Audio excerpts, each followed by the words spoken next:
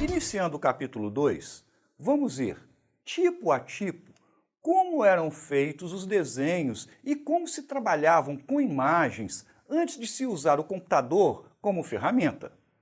Vale lembrar que, no capítulo anterior, conhecemos os materiais que eram ou ainda são utilizados por cada um desses tipos. Isso não quer dizer que hoje não se faça mais assim. Muitas pessoas ainda trabalham utilizando esses métodos e materiais, principalmente os trabalhos mais artísticos. Por isso, vamos começar com eles. Para se trabalhar com desenhos artísticos, após escolhidos os locais e materiais, começaria o desenho propriamente. Este desenho poderia ser criado num único dia, ou até demorar meses ou anos para a sua conclusão. Trabalhava-se com calma, pois um erro poderia ser fatal. Em alguns casos, poderia não haver conserto. Uma tremida de mão, uma força maior do que a necessária aplicada, e lá se ia o seu trabalho. Errou, estragou, apaga, rasura, limpa e tenta consertar o erro. Não ficou bom? Joga tudo fora e começa de novo. Tempo perdido e paciência se esgotando. Terminou? Ficou do jeito que queria? Ótimo! Agora é guardar ou expor com cuidado e em local seguro, pois senão estraga. E se estragar, já era. Colocar numa pasta protegida, emoldurar, fazer um tratamento para a preservação da obra eram e ainda são providências sempre bem-vindas. Com os desenhos técnicos é a mesma coisa. Material à mão, mãos à obra, mas com o mesmo cuidado e paciência, e também com atenção redobrada. Um cálculo e medição errados, mesmo num desenho perfeito, e seu trabalho foi em vão. O inverso também é verdadeiro. Todos os cálculos e medições perfeitas, mas uma caneta que borrou e lá se foi seu trabalho. Não tem jeito. Amassa, joga fora e começa de novo. Ficou pronto? Ótimo! Enrola o projeto, coloca num tubo de papelão, nem pense em dobrar, e manda para a copiadora fazer algumas cópias heliográficas. Copiou? Guarda o tubo em local seco e seguro para não estragar. E entrega uma cópia para quem vai executar o projeto. Precisou fazer alguma alteração? Para o projeto. Pega uma cópia deste projeto, coloca na prancheta como base, coloca o papel vegetal por cima, redesenha exatamente até onde está certo, faça as alterações e repita o processo. Complicado, né? Mas era assim mesmo. A seguir, vamos ver como se trabalhava com fotografias. Máquina na mão? A primeira providência era saber qual o processo utilizado pela máquina. As tradicionais, que utilizavam filmes, ou as polaroids, que utilizavam papéis fotográficos. Se a máquina fosse do modelo tradicional, a primeira providência era abrir a máquina, de preferência no local mais escuro, para evitar que o filme queimasse.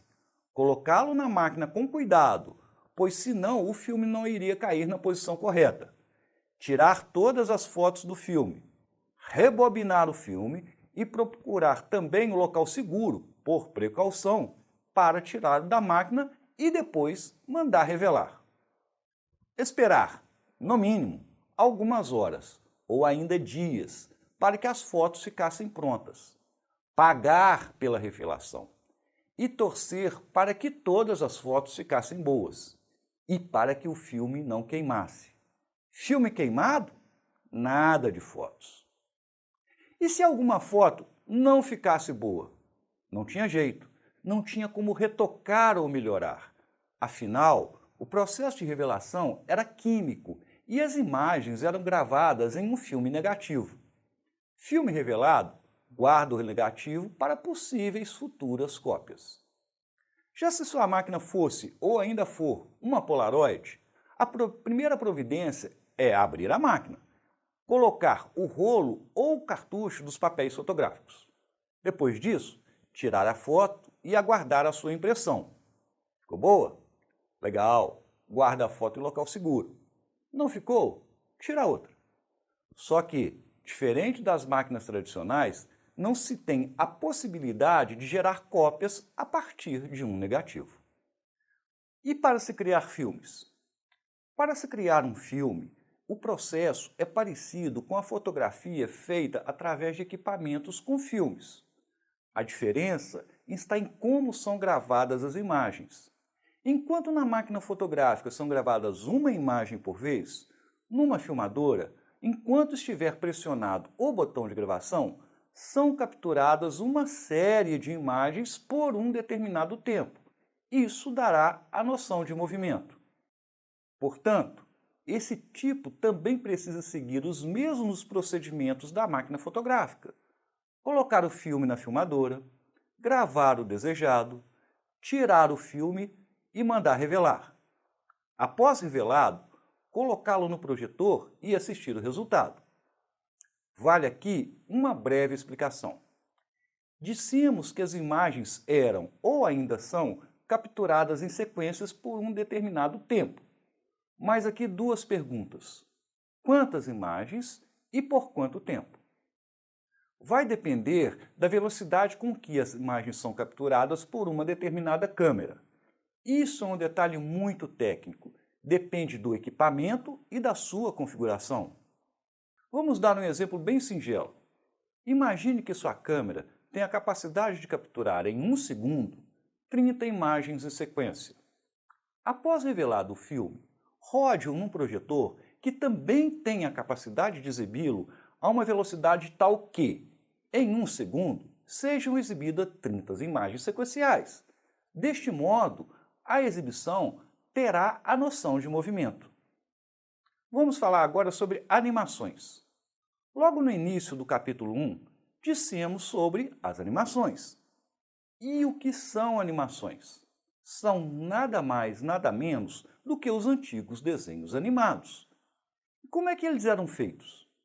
Era muito trabalhoso. A partir de um tema, o artista fazia uma série de desenhos quase iguais. Imagine um desenho animado de uma pessoa acenando para outra.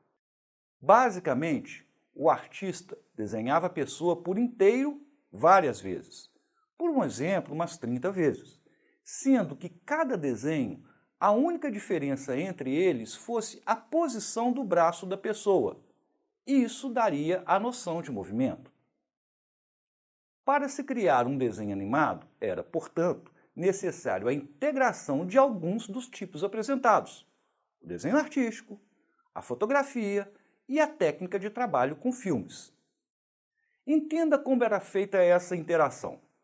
Cada um dos desenhos criados isolados era fotografado, em seguida colocava-se os negativos em sequência e eram revelados em conjunto, como se fosse um filme, e finalmente exibidos. Hoje, existem softwares que agilizam bastante esse processo. Mas isso é um assunto para outra ocasião. O importante aqui é saber que animações nada mais são do que uma sequência de vários desenhos com pequenas diferenciações entre eles. Mas são desenhos. Então, nada mais justo fazer essa breve menção sobre este assunto. Bom, terminamos aqui o capítulo 2. Vamos a seguir ver o próximo capítulo, que trata de como trabalhar com desenhos e imagens no computador.